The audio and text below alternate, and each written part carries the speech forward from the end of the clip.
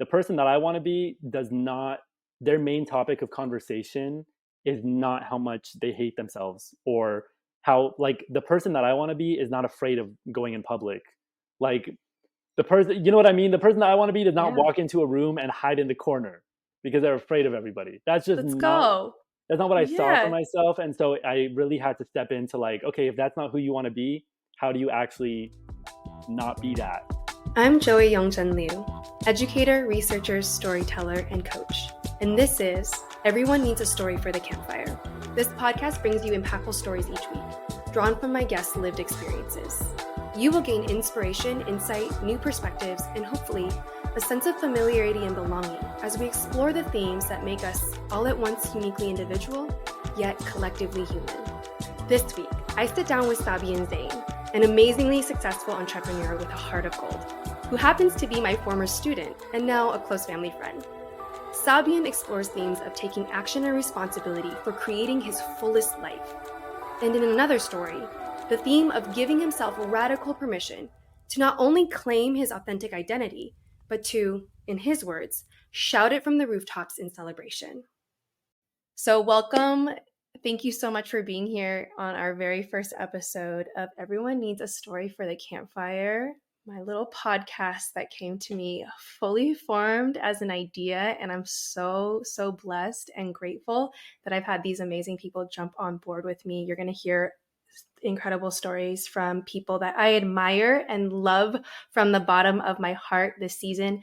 And the first episode of the season had to be with you, Sabian. Thank you so much for being here. And before I let you jump into your stories, I have to introduce you. So you just happen to be a person, a human being that took classes with me almost a decade ago. Yep. Like 8 or 9 years ago. And now you're a grown person living an amazing life. We'll hear a little bit about it. I have a reason why you're the first one here. It is because you were the person that was there for me after my surgery. Do you remember that story? Oh man, yeah. How can I forget? No, among many reasons. I can't wait to hear your story today. But quick little story. We're coming up on the 2-year anniversary. So I had a surgery, and without giving too much away, the surgery was medically necessary because I was not taking care of myself in the process of doing my dissertation, and had some issues after giving birth to my children that became more serious issues and resulted in me needing surgery. And did you hit me up or something like while I was recovering and ask me what I needed? I don't remember how I ended up. Yeah, I think it was just like hey, if you need anything. I think I had been trying to hang out, and you were like, let me get through this recovery and we can hang. And I was like, well, if you need me in the process, I'm more than down. And I feel like there's so many people out there who are like, if you need anything, let me know. And it's just a formality. Like, it doesn't mean anything. But I had been recovering for a week. My family had flown to Hawaii so that I could recover in the house without the kids, because if you're a mom, you know this, with young children, it's like just impossible to rest, right? If your kids are there. So and my good friend Kelly, who this podcast is actually named after her catchphrase, she had flown out and spent a few days with me, but she had just left. And I don't remember for the life of me, I can't remember what I needed on this day when you hit me up. It was like either over-the-counter medicine or food or something.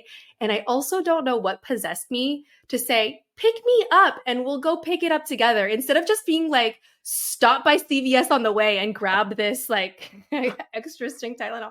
So you're like, yeah, sure, anything for you. Literally was at my house within like 30 minutes. Yeah, I feel like I did a couple dishes. Zoom, it was just like a random side quest. Scooped me up, and I had not left the bed from where I was recovering pretty much for like 5 days. And I jumped in your car, and you launched into full-blown, like, it had probably been a few months since we'd seen each other.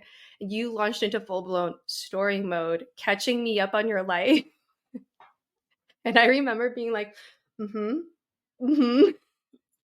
on. And like the pain and the dizziness was increasing. And I was like, I really should not have left my house in this moment. I remember like leaning the chair back in your car, just trying to get through that car ride. And then we came back to the house, and it was a story that built upon another story. It was a really important story. I cannot remember a piece of that story, a Me single neither. piece of Yeah. that story, because I was just trying to like survive the pain. At one point, I was like, Sabian, I love you. This, I need to hear the rest of the story, but right now I need to go lay my sick ass down. Yeah. And but it meant so much to me. That story says two things. One, it's amazing that people can really become like family, like we've become, right? Like we were once strangers, and now you're a person that's watched my children, right? Didn't you Mhm. and Rebecca babysit before? You've babysat my children. You helped me move when we were moving out of the country, and you were there to help me get whatever medication or whatever it was that I needed that day while I was recovering from surgery. And then the second piece of that story is that we've established this like story space between us that it's just like every time we get together, like conversation time is Totally. lost Yeah. in conversation. So I can't wait to hear the stories that you've brought today. The concept of this podcast is just a little bit different in that the structure is meant to connect people's stories to one another. So instead of it being an interview format, I've asked all my guests to prepare a few stories and some themes that will surface from those stories. And each episode, if you stay with us and tune in each episode, you'll see the themes from one story connect to another. And it's such a beautiful reminder that even though we live such diverse lives that are so unique in our experiences, there's things that in our humanity just connect us to one another, and it starts to feel a lot more simple, a lot more familiar, and just a reminder that we're not alone in many of the things that we experience. Totally. So with that, welcome to the podcast, Sabian. Thank you for being here. Thanks so much for having me. So honored to be the first. Yeah, it had to be you. It definitely had to be you. And you're going to share a story, or for your first story, you get to kick us off. And so you're going to share a story that you've shared with me is centered on the idea of taking responsibility. Yeah. Yeah. Yeah. So I feel like for me, like through high school, you were such a guiding light. And then like fresh out of high school, I think everybody in their early, like their late teens and early 20s is just like chaotically like figuring it out because you're like just thrusted into adulthood. So for me, I think I always like just figured like I'll figure it out as I go. Everything will be good. And right out of high school, like I started working in high school. I don't know if you remember, like senior year, I was Yeah. just always working. Like I think I was working like Always working. more than 50 hours a week, if I'm not mistaken. Um, and so I was just instantly just like wanted to like get to the bag and make some money, and I just wanted to grow up. And and I always had a sense of like feeling very mature for my age and like I know what I'm doing essentially. You Um, were. and then like throughout my early 20s, I think I just equated like aging with maturing and like progressing. Like I just thought Right. like as I get older, I'm just naturally going to get better and smarter, and I just have to like kind of go on my journey and everything's going to fall into place. Um and then fast forward to like my early 20s, I would say like 21, 22, and uh I believe that's when COVID hit. Mm, And I had been working like retail job at some designer store, and they had cut down our pay, and so like we just were making like nothing. And mm, I caught myself like going out all the time, ended up in like honestly ran up some credit card debt, and like I just throughout quarantine, I think just like the constant like going out and eating and almost having nothing on my plate, I found mm, myself just like one day looking at myself and my life, like, what happened? Like, where did everything mm. go wrong? Um, and, or I guess, where did everything stop moving forward? Wow, that's a Um, good way of putting it. yeah. So, I, I had really like, I had so many goals and ambitions for myself, and I just kind of realized like none Yeah. of it was coming into fruition when I had like, I was so confident that it was all just gonna happen for me. And then Mm, it's like where's that point exactly, or where's the signs of it? Um, and so I, after it was a very long time of like just essentially staying stagnant, um, and I eventually just like catapulted myself into this like really dramatic, I would say, like process of change. And I just wanted like a full like 180 from where I was at, from like my mental health. Like I had extreme anxiety, and I was Yeah. always so down on myself and mad Mm-hmm. at my life and everything. Um, I had really bad social anxiety. I like could barely function in a lot of settings. At Mm-hmm. my job, I would catch myself like going to the back to cry because I was overwhelmed, which is just so not like me. Um, and then like gaining a bunch of weight, which would isn't the worst thing, but it was just like I think the fact that I just didn't feel healthy or look healthy at all. Um, and so and even things like friendships, I was like looking at my friendships and just all aspects of my life and not feeling fulfilled or content. Right. Right. And so eventually I just started from square one, and really the first step was like really deep reflection on like what do I not like, what is making me feel this way, and kind of just going over like just a full analyzation of my whole life.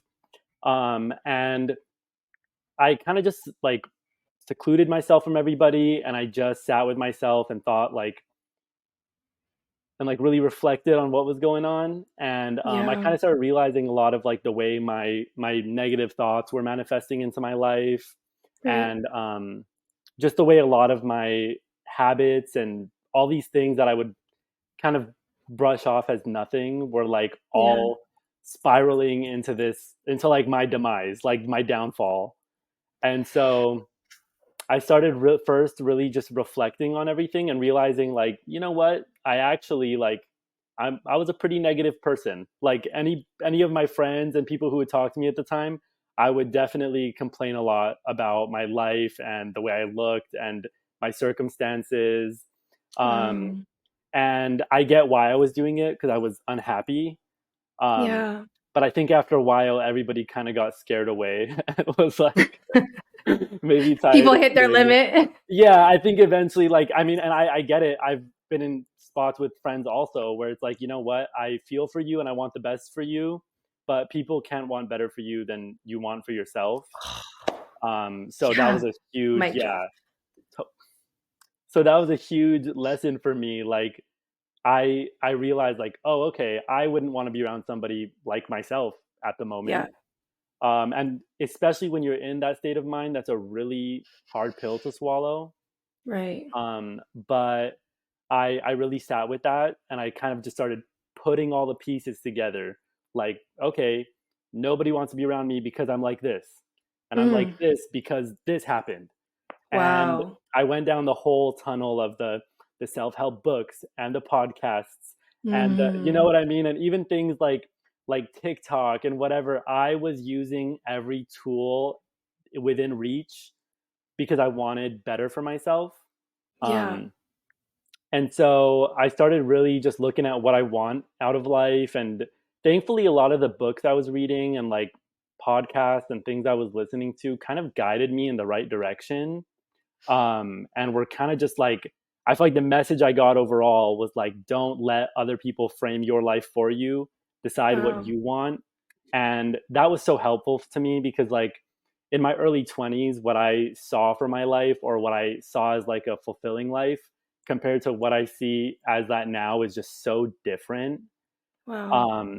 And so I went down the rabbit hole of like discovering what I want first.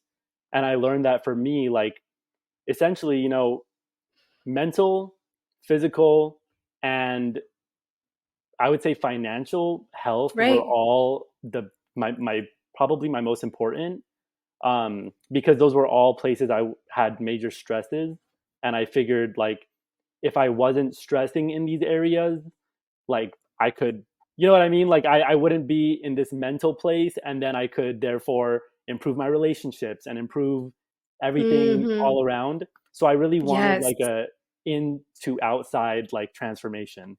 Yes. It was So like once you got those areas that were causing the most stress and fractures on you, once you got those stable, then it was a trickle down effect for everything else that was a part of your life, right? Or a exactly. ripple effect. Yeah. Exactly. Yeah, so I started with working on my my self-image and my mental, just my general perspective, Yeah. because I noticed I am the kind of person that naturally, if a thousand things are going right, but five things are going wrong, I would focus on those five wrong things. Hmm. So I So really, common. yeah, and I think, yeah, I think that's just so natural, Yeah. and it's also like an easy way to think. Yeah. So I really just started questioning my every thought and just like realizing that like I can like you can essentially frame whatever perspective you want. And you hear so many like things nowadays that like sounds really redundant where people say like you create your reality and blah blah blah, and it sounds like things we just hear all the time. But in all honesty, I mean, just about everything in the world has equal parts good and bad, and you can Mm, choose what you want to emphasize in that.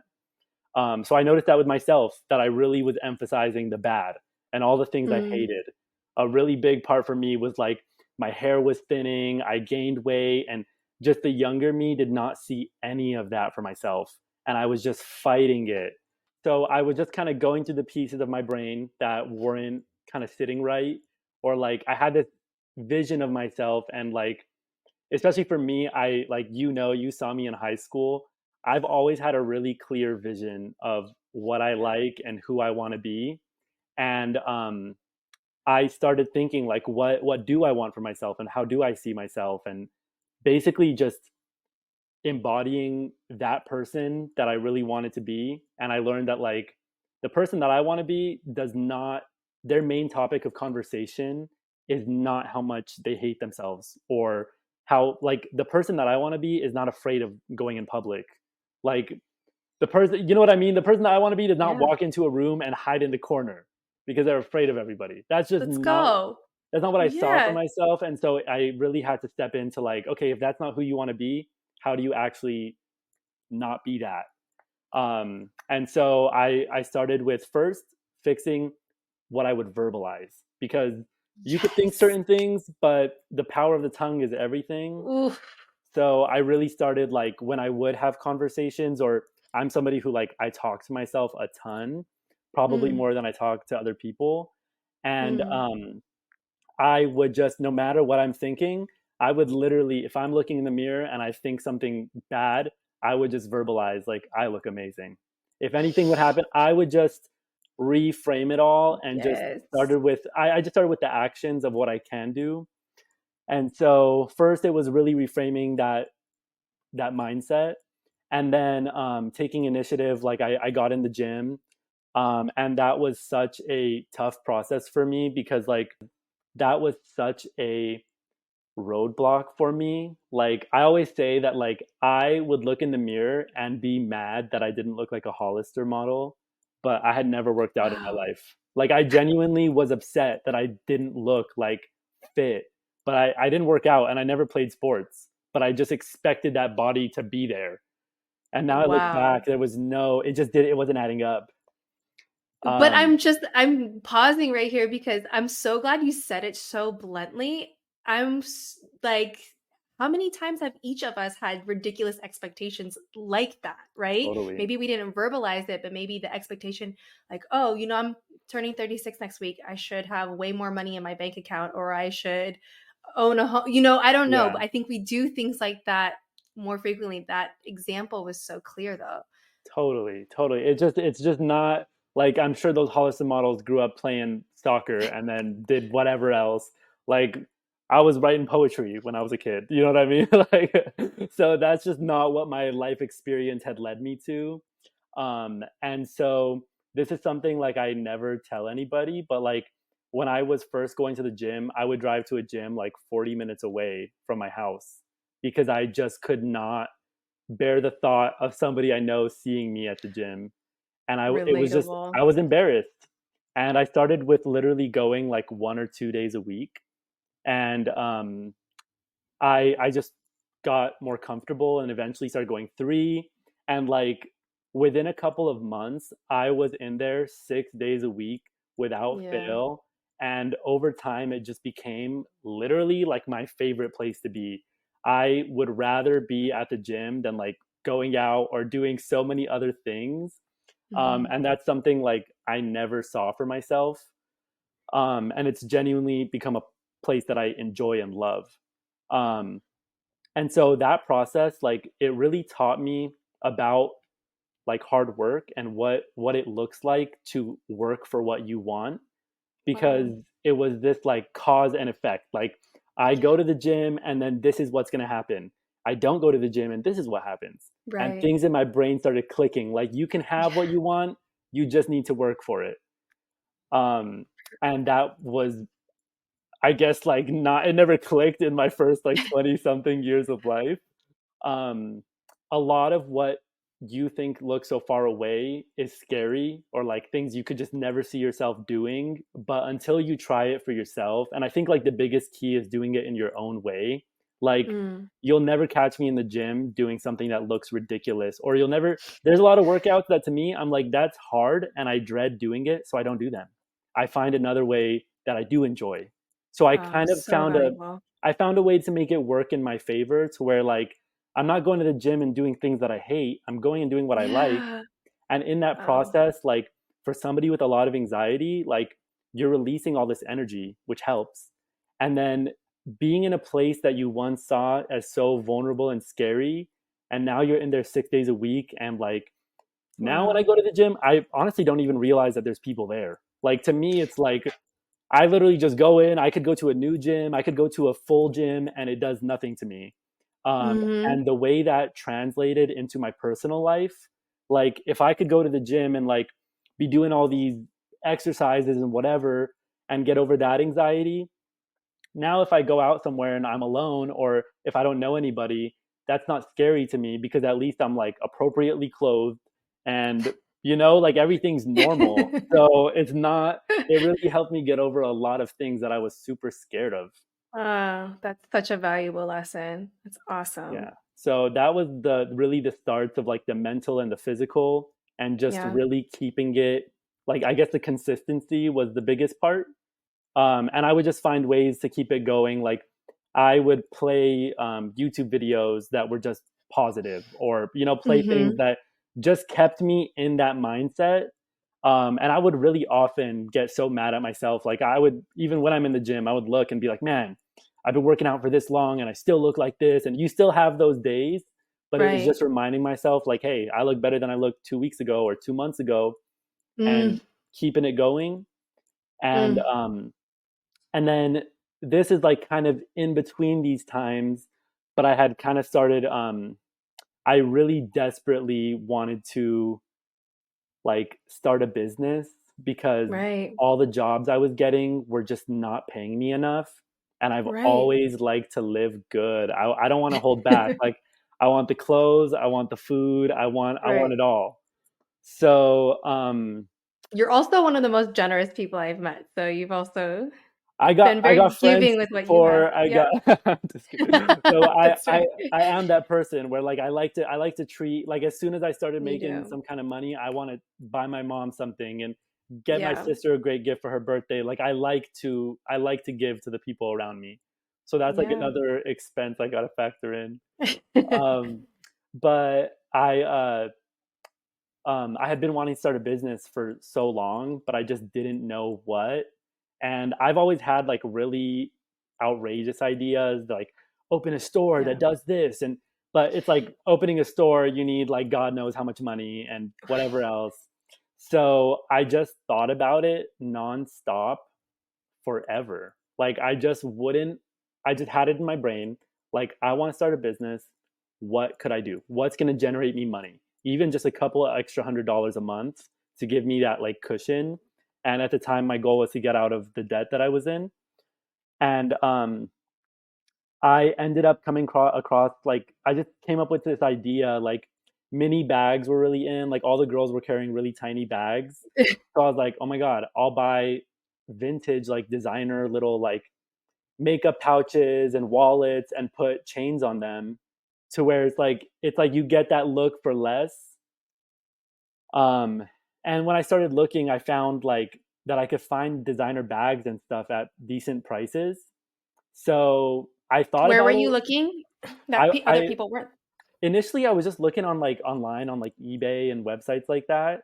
And I just started realizing like, oh, like if you there's like auctions and whatever. So I kind of Mm-hmm. started just exploring. And I've been into that stuff since I was younger. So like I've always known how to get designer stuff at really good prices. Mm-hmm. Like when I was in like high school, I bought like a Louis Vuitton backpack for like $90, and the lady said she thought it was fake, and I knew it wasn't. So I bought it for 90 and I flipped it for however much. And so I had been doing that since I was younger, just at like a way Yeah. slower pace. And for some reason, I don't know why I thought I could just never achieve that. Like it just seemed so far away that like, yeah, people do it, but there's no way I could do it. And as Mm. I started looking, I started noticing like, yeah, like I see this online for this much and this for this much. Like, let me just try. So I went out on a limb, and even though I was in debt, I took myself $2,000 more into debt, and I gave myself a $2,000 budget, and I Mm. bought just as many bags as I could with that two thousand Mm-hmm. dollars, and I just started an Instagram page and started posting online, um, and it didn't like take off right away, but slowly, I sold one, then I sold two, and every time I would sell one, I would just buy another one, and fast forward like a few years, and I'm doing it full time. And like there was a time where I a big part of what I do is like supply resellers. So like people who have consignment stores or whatever, I Yeah. actually supply them because I'm not gonna lie, I don't like dealing with customers so much. And there We was a all have our time, different ministries. That's okay. yeah, it just for me customer service. I did the whole retail thing, and I was like, I'm done with it. Yeah, yeah, yeah. You're really good at it though, but you're just in a Thank new you. chapter in your life. Yes. Yeah, yeah. So I there was times where I was meeting up with these people, giving them like 200 units that I had found one by one, just from Wow. God knows where. I travel, I Wow. literally search the depths of the earth and just see what I come up with. Wow. And so that was essentially the like the trifecta: the mind, the mental, the physical, and the financial.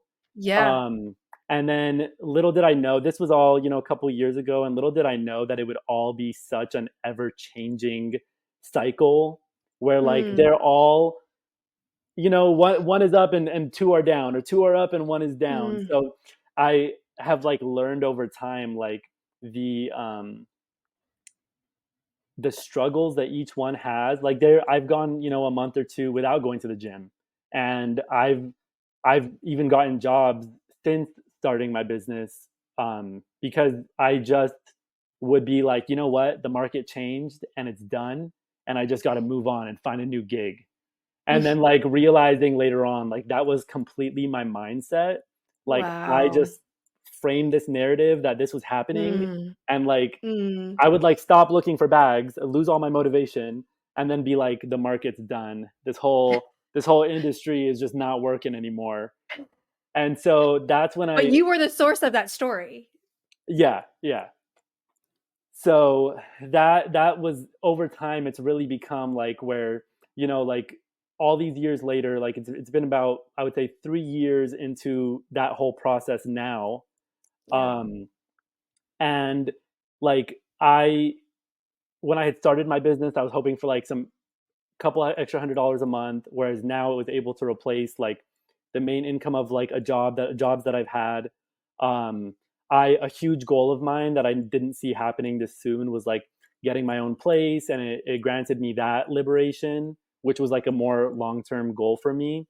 Yeah. Got me out of debt. Like it literally ended up being like a saving grace for me. Yeah. And it's something that I didn't even see myself being successful at. So that just completely rewired my brain in the sense that like now when I see an obstacle, I almost enjoy overcoming Yes. it. Whereas Yes. I used to just like crash and burn and be like, oh my Yes. God, like the world is over, my life sucks. Wow. But and even like I think the people around, I think this is the biggest takeaway of the whole transformation is how much my relationships have changed. Like I've gotten so much closer with my friends and family, and like Wow. it's not even, I think a lot of people like um improve their lives, and there's this big narrative about like you have to leave the people in your life behind in order Mm. to improve. Personally, I didn't. um Mhm. I'm bringing everybody with me. Like I just Yes. try, you know what I mean? Yes, I that try to part. be Yes. I just try to be a positive force in their lives because I want them to know Wow. that like whatever they're battling, like, hey, we got this. And all my friends know, like whenever they got a problem or anything, I'm like, look, 12-step plan. We're gonna start with this. We're gonna do this. Like I love, and like even with my family, like there's been so many struggles or whatever where like I'm the youngest, and I've always been, meek and more shy as a youngin around my Right. family. And now when situations arise, like I'm often the problem solver. There's a lot of Wow. times where like I actually, might I say, carry the family on my back. What a But blessing. yeah, so I think the reward overall has been so much more internal. Like, and Mm. then all these like things like getting my own place was something that, for instance, I didn't really see happening. But as I like just went about my journey, it's like you almost get gifted with these things that Mm. you didn't even imagine, you know? Yeah. And so it's been like overall just so life changing and Wow. just really, really great overall. That is such a powerful story. I'm so glad I get to hear it from start to finish because I watched pieces of it in real time. Yeah. And actually, one of the things when you were first discovering shifting your mindset, you came over and had dinner with our family. And I remember you telling me a sentence that stayed with me ever since. You're like, I unlock the power to change everything about my life. I could change my height right now if I wanted to. You said, Did I if really I say wanted that? to That's be so taller, funny. he said, if I wanted to be taller, I just have to wake up and think about being taller every day and then do the actions following that thought to make me taller. Like I would find the Yeah. information that would actually change my height. And I remember you saying that. I was like, I was all in. I was like, I've tapped into that like Yeah. mental reframe, the power of that mental reframe before. I was like, yeah, why didn't I think about trying to be taller? Like maybe that's my but it was Maybe that just will such a solve all my visceral problems. like reaction. Yeah, it's awesome to hear your story now. Like when we're living our life, we see little glimpses. Sometimes we slow down enough to like Mm, reflect or tell that piece of that story in real time. But it's so powerful to see sort of the full circle. And as you said, you're still going through cycles of those transformations, totally. but it feels so valuable to be able to share with others. Right now you're sharing with your friends or your family or whoever you can uplift. And you have, like you said, a 12-step system. You have proof that if I see an obstacle, I know I have historical evidence that I can start with my mindset. I can overcome the obstacle. I can do all the actions after shifting that mindset and sticking with it day in and day out, and then see the results at the end, Yeah. and then become the person that I want to be, and that is the best version of myself to then go and share with others as well, right? Yeah. Yeah.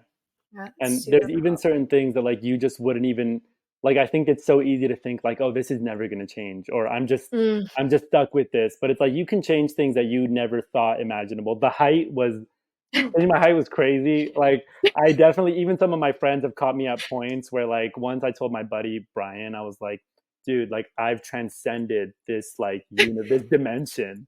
And he always brings it up and I'm like, okay, I definitely go through like little stages of delusion. But when you peak at like this happiness and excitement about life, you end up balancing out. You know what I Yes, mean? that's so true. Yes, totally, And then totally. You've also, always yeah, been approachable, like ended. Some people, I've seen this. I've seen them in that delusional state where then they become like inaccessible to others, and maybe we all go through this. yeah, Um, but I would say even at your height of delusion, you've always been so approachable for to me at least. So I appreciate that about you. yeah, I'd love to hear that. Thank you for taking us through that journey. We have another story to go.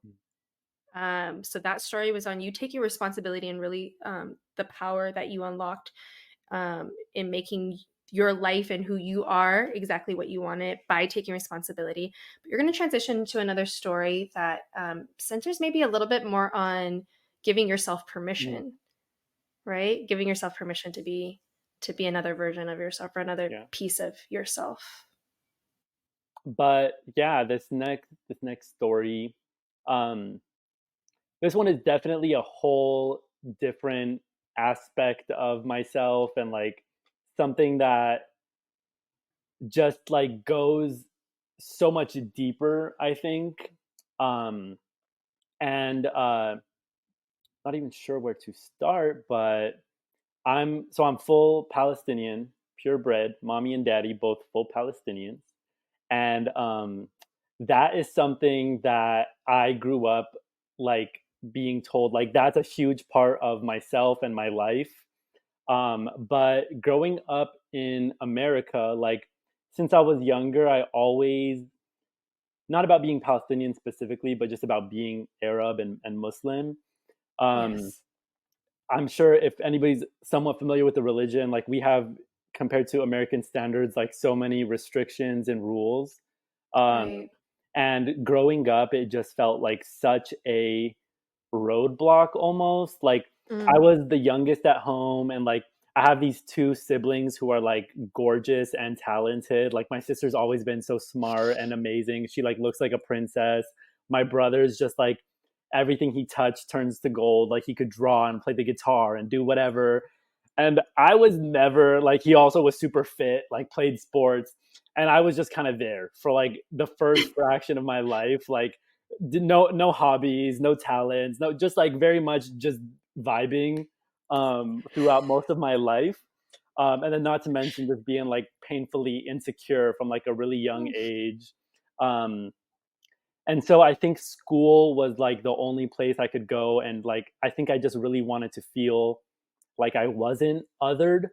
So in Yeah. like my early school career, I was like, I really wanted to feel like the majority of my school, I would say, was like Hispanic. It was like a mainly uh, people of color kind of school, Yep. but there wasn't many Arabs at all. Yeah. So anyway, really wanted to fit in school, and I would just catch myself telling like ridiculous lies to like fit in at like a young age. Like I would say like my parents were divorced because I thought that was like an American thing, and I would pretend like I didn't speak Arabic when I spoke Arabic. Um, and so from a very young age, I always felt the need to almost like run away from my identity, which like Mm-hmm. also kind of spilled into junior high and a little bit of high school.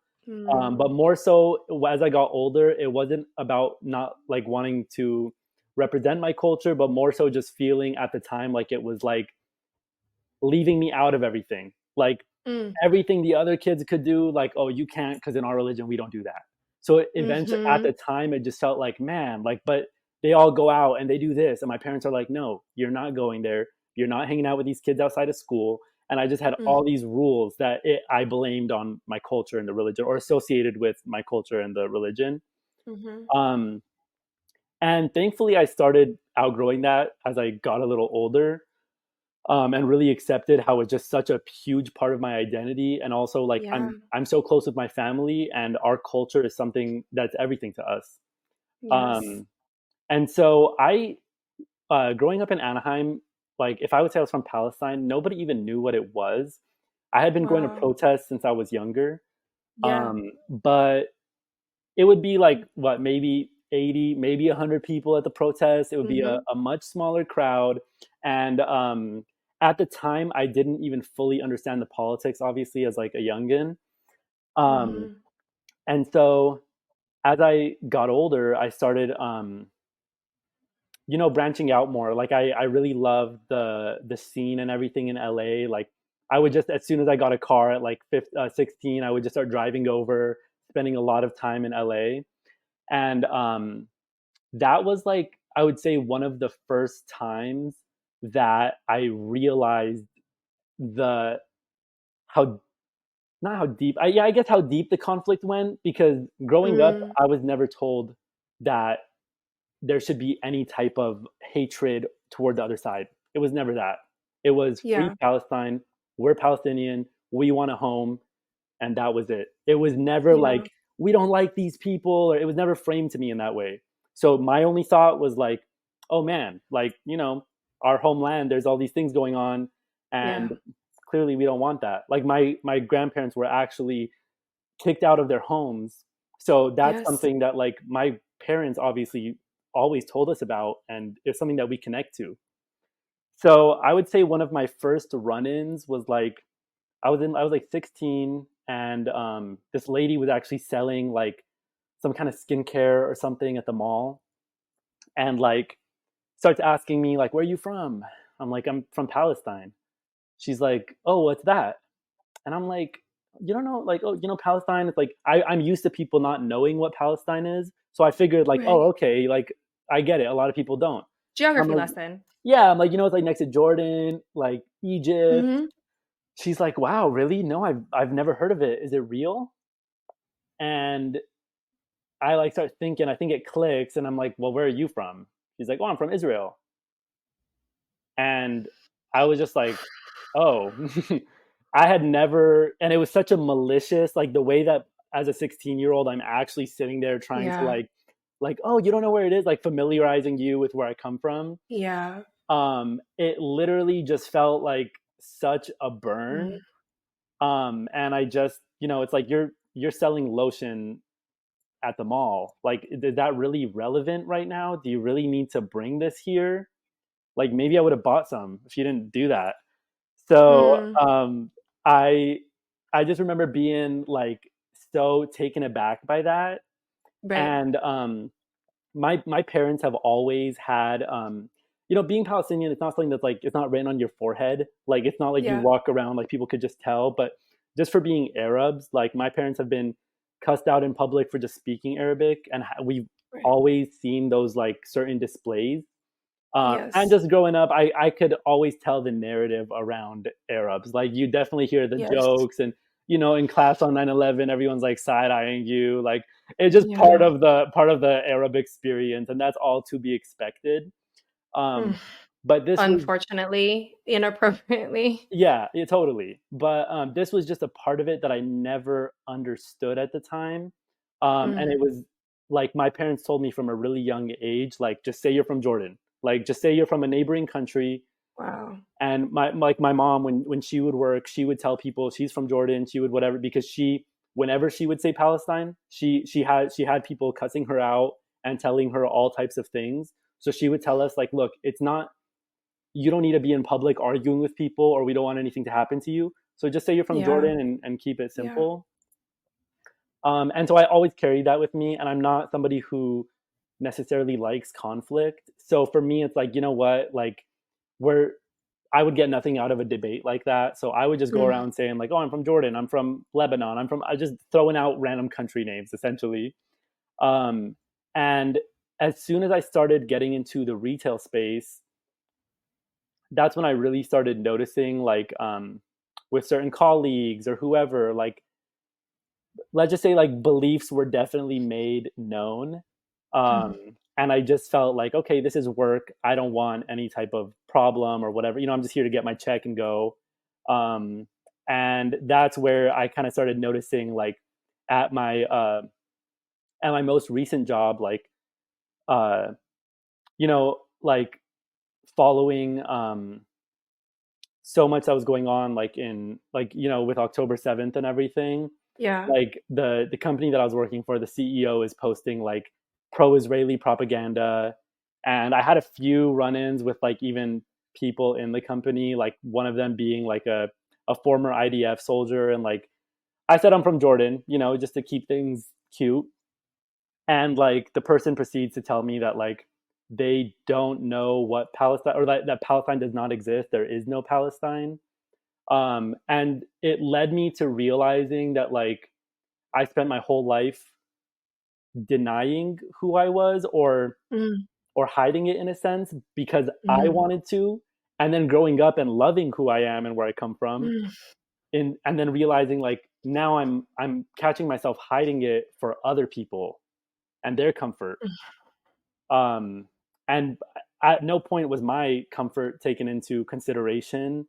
Um So that was like something that always weighed heavy on me. Like I can honestly Yeah. say that every time if somebody asks me where I'm from, like, and I'm in LA, so there's a huge like Zionist population, and the amount of times that like you just have certain run-ins with people, you just come to learn like you're just better off not saying anything. Yeah. Um, and so maybe because of where I am, it's a little heightened. Over time, like every time I would say I'm from anywhere but Palestine, it Mm. literally feels like I can't explain. It almost breaks my heart because it's like I'm not. I almost feel like I'm lying because for me, I have no shame about where I come from. I love where I come from. Like Wow. everything that I am as a person and my favorite parts of myself are because of where I come from and our values. And I think now, like with everything that's going on, people are learning more about Palestinians and Yes. like who we are as people is giving and honest and like genuinely like everything I learned from my family is Palestine.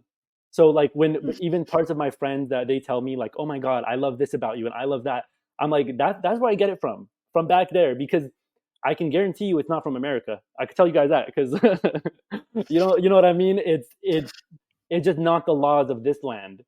So as I've gotten older, I'm sitting here like, wait, so everything that made me this person that Mm.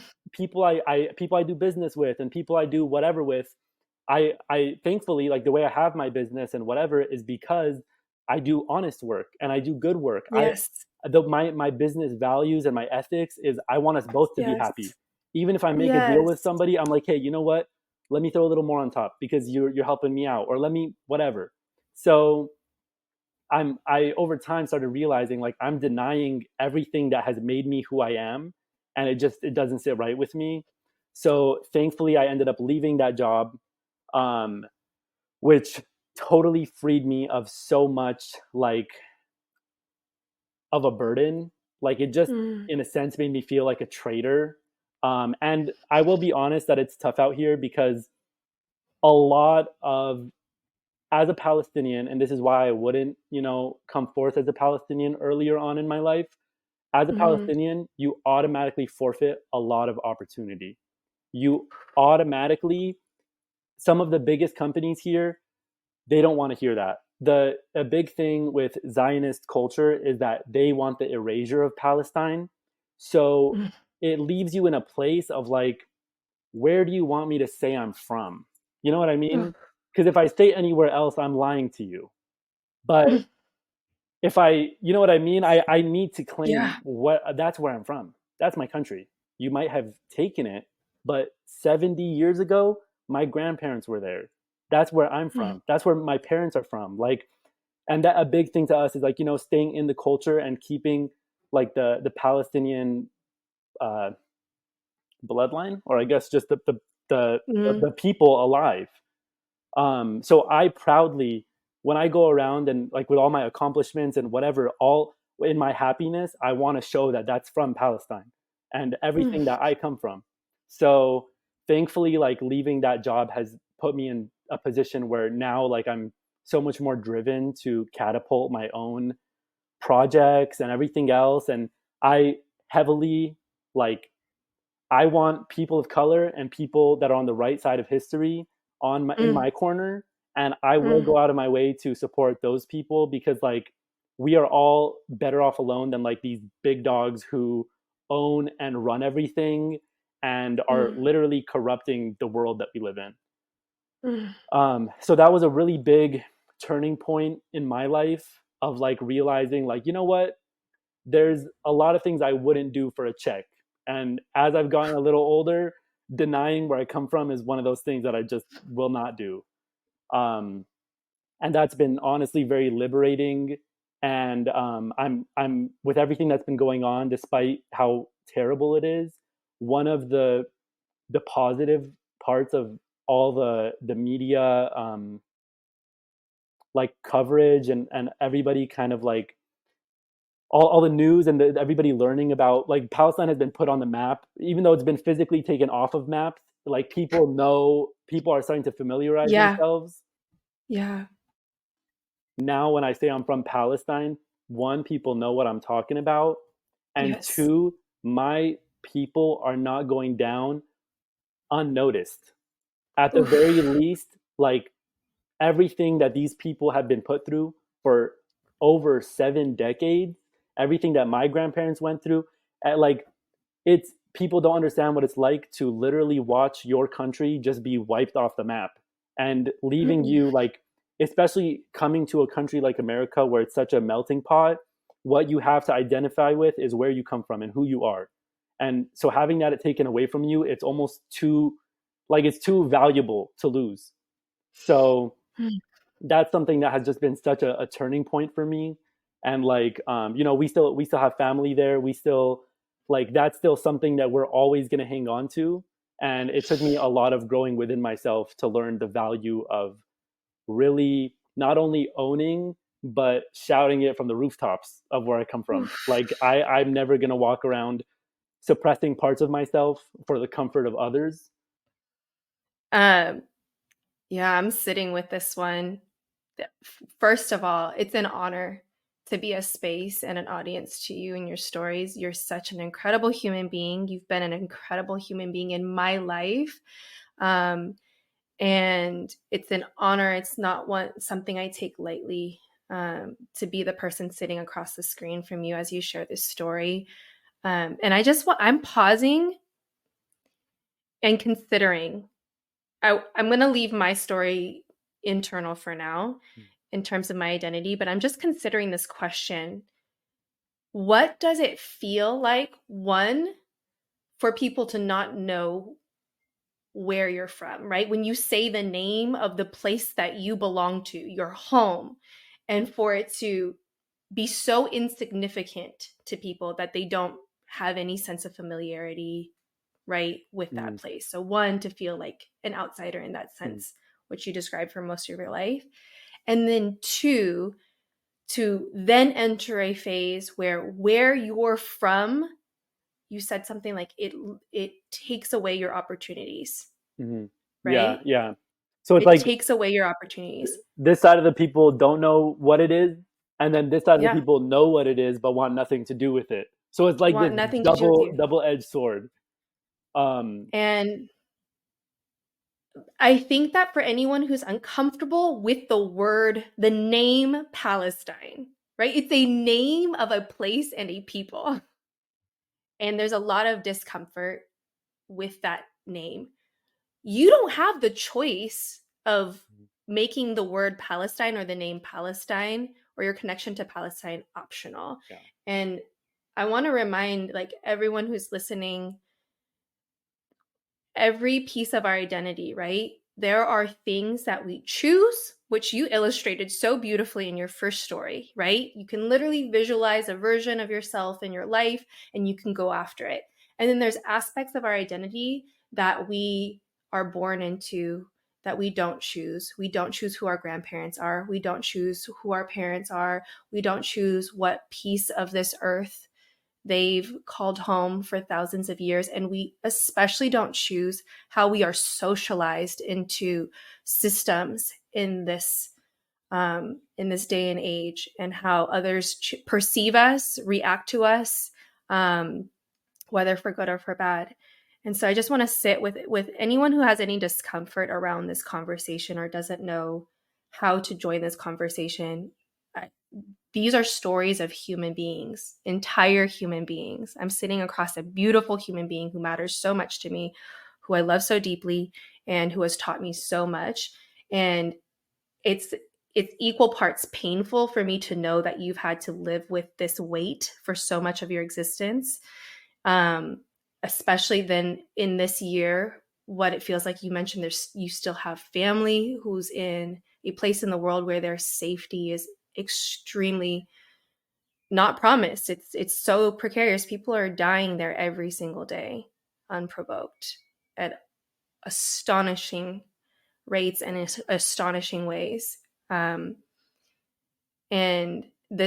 so I'm equal parts, just holding space for that weight that you've had to exist with, that is by no choice of your own, and equal parts humbled and grateful for who you are as a teacher in my life. Because even as you tell the story, you tell it with so much grace, you tell it with so much humanity, you tell it with so much respect and love, not just for yourself and your people, but for, I feel like, everybody. Like, you didn't have to tell a story, you didn't have to claim your existence and your identity by putting anybody else down. And there's just so much to be learned in that. So I want to say thank you so much for coming and teaching all of us today and sharing your stories with us.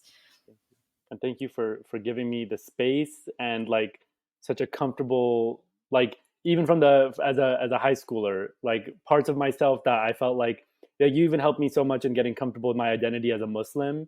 Like, I remember you Mm. asked me the question for the first time. I was telling you, like, look, like, I feel like I'm just going to hell. Like, I feel like I just can't keep up. And you were like, okay, have you read this book for yourself? Have you deciphered it for yourself? And I feel like you have been the person to help me, especially being a Palestinian who's born and raised in America. It Mm. like, from the Arab world, they all want to take your identity from you. They're like, no, you're an American. But it's like, I'm here in America. I'm not appreciated by America. You know what I mean? Mm.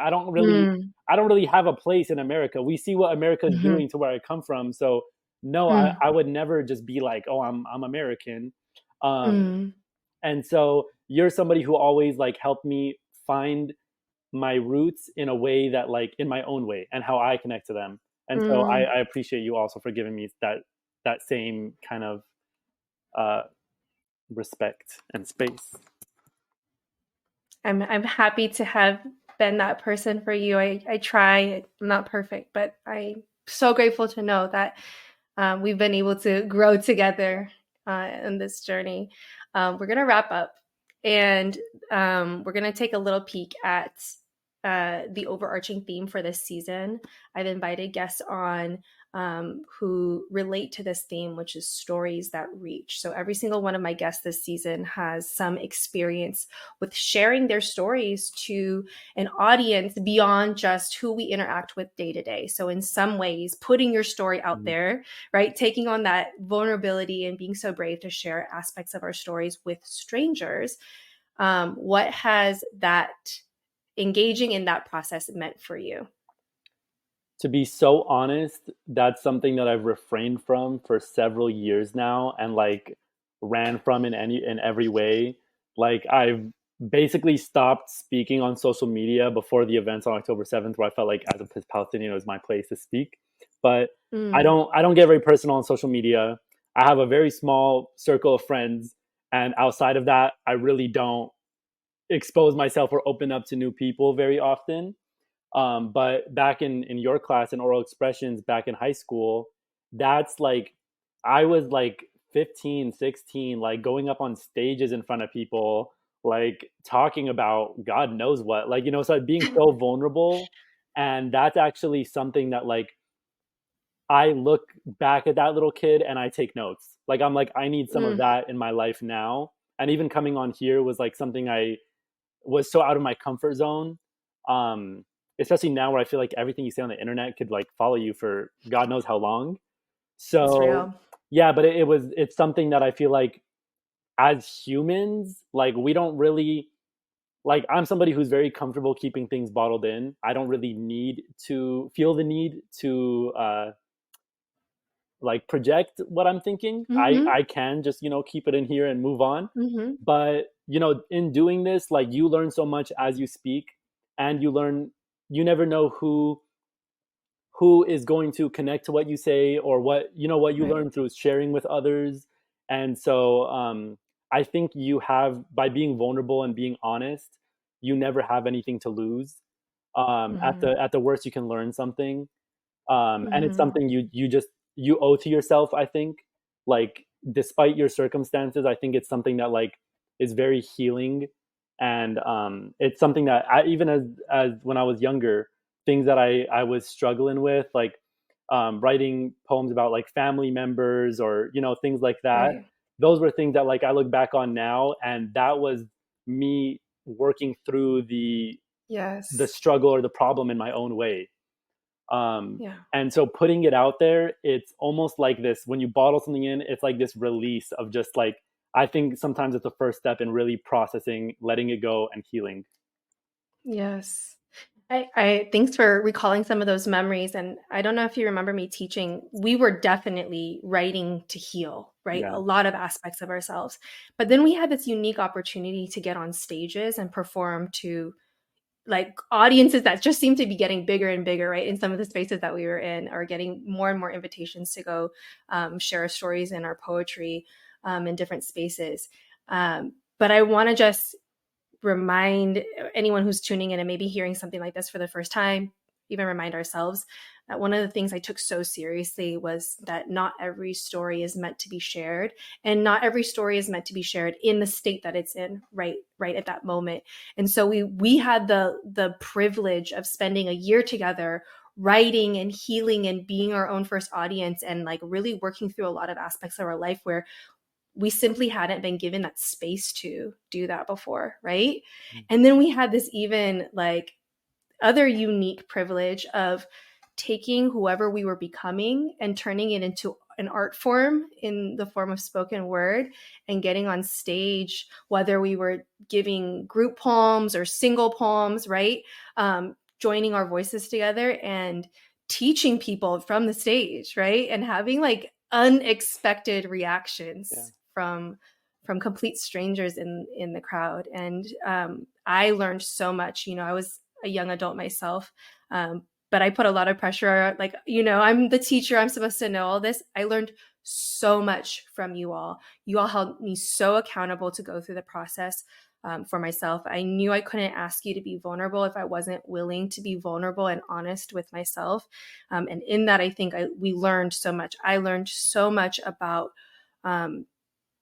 how to put powerful stories out to the world that are that carry the messages that are meant to be shared, and that we don't require anything back from them. It's not for attention, it's not for points, it's not for clout. We're sharing our stories completely out of the generosity of our own hearts, our own healing, and our own becoming exactly who we want to be, right? Yeah. Yeah. Amen. Anything to add, Sam? No, I mean, thank you. I'm so excited to see what else this podcast has coming. Like I feel like because you've been so low key, the internet doesn't know like the privilege it has to access your knowledge and your perspective. Like I think even considering, like, you were talking about how when you were teaching us, you were a young adult yourself, and I'm like, I think you were like 25, 26, right? Yes. I'm 25 now, and Right. when I was just, I like look back and I'm like, it's so astonishing, and like I just remember clowning on you, like, oh, because you're made of stardust, right? And like, I just hearing things that I couldn't even really comprehend at the time, and like just now, after growing up and realizing, like, oh man, now that I'm at that age, like it's amazing what you've done, and Mm. I think that everybody is really so lucky to be able to experience this, and you're just the right person for this. So I think you're so great for even starting this platform and like expanding. And I think that all the stories, like, I think everybody has a story that's worth hearing, and you're somebody who, like, you don't there's one thing I've always liked is you're kind of like me, where like you don't stick to a certain kind of person. Like if you ever have a get together or anything, it's like somebody hit like shuffle on like a Facebook friends list. Like it is the most random assortment of people, but you just know it's good people. And so I was thinking about, thank you. That is an honor and a privilege. Thank you for reflecting that back. I was literally, traveling down memory lane as I was getting ready to welcome you on today. And I just had these visceral memories. I was dropping into that room 909, yeah, right?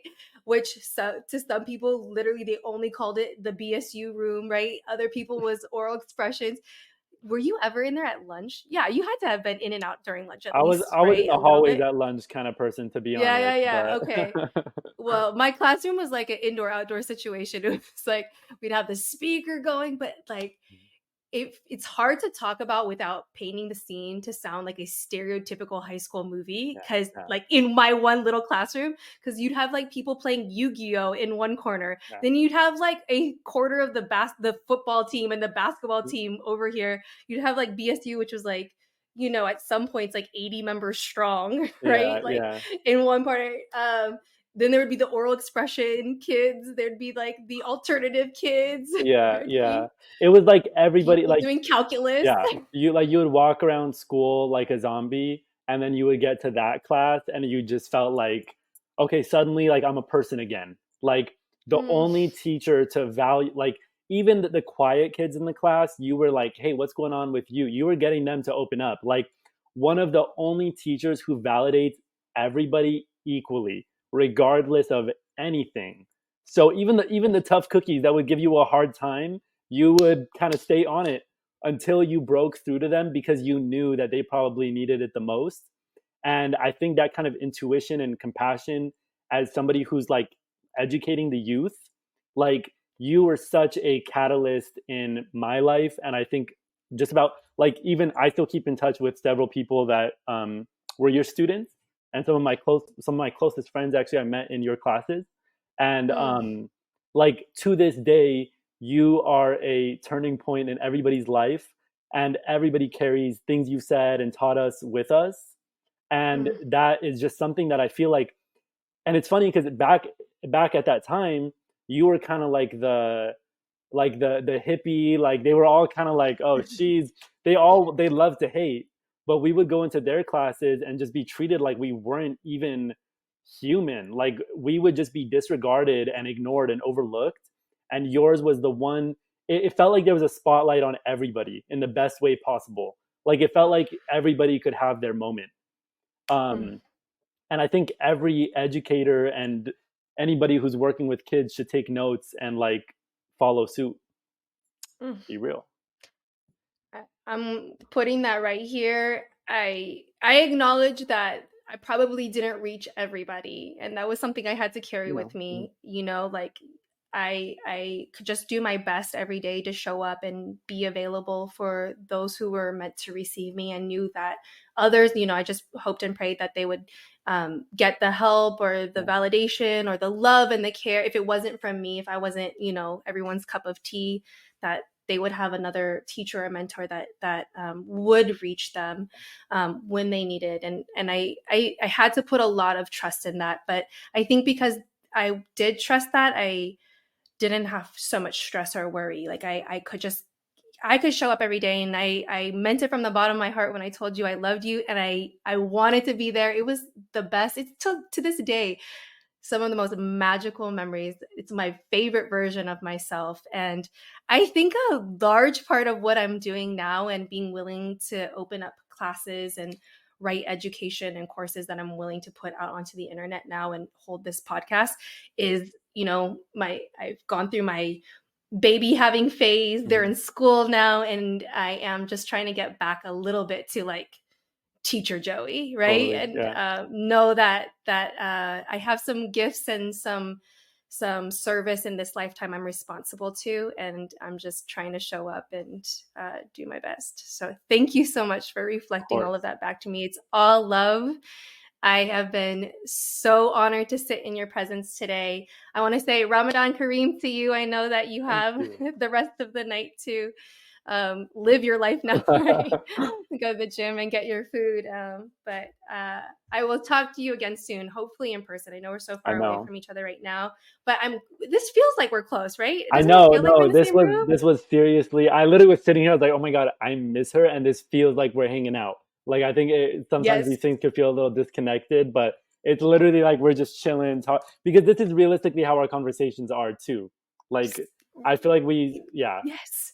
especially me with the rambling and the storytelling. Like, even if this wasn't a podcast, it would be pretty similar. Like, It would be pretty similar. No, that's hopefully that's where the that's good. authenticity is, but Yeah, yeah, not to take away from the preparation you did for today as well. yeah, You yeah. definitely put thought into it, and we're so generous with your stories that you shared. I love you. Take care of yourself. I will talk to you soon. To everybody, thank you for being with us today. I hope that you make this a ritual for yourself to come listen to stories. If you can't make it to everyone, that's okay. Hopefully the stories that are meant for you and that can help inspire you or give you a little insight are the ones that find their way into your devices, your headphones, or however you consume your media and your entertainment. I know that it can make a difference. Like one little phrase, one little sentence can make a difference for somebody. So we're just going to be here sharing stories, and hopefully you find your way to us. We will see you again next time with some amazing stories. Thank you so much, Saab. Thank you. Love you. I hope you were as impacted as I was by Sabian's stories. I'm so grateful for his generosity in sharing his stories with me, and I'm so grateful for you, our audience, in being here today and listening with an open heart. I can't wait to see you again next time as I sit down with my next guest at the campfire.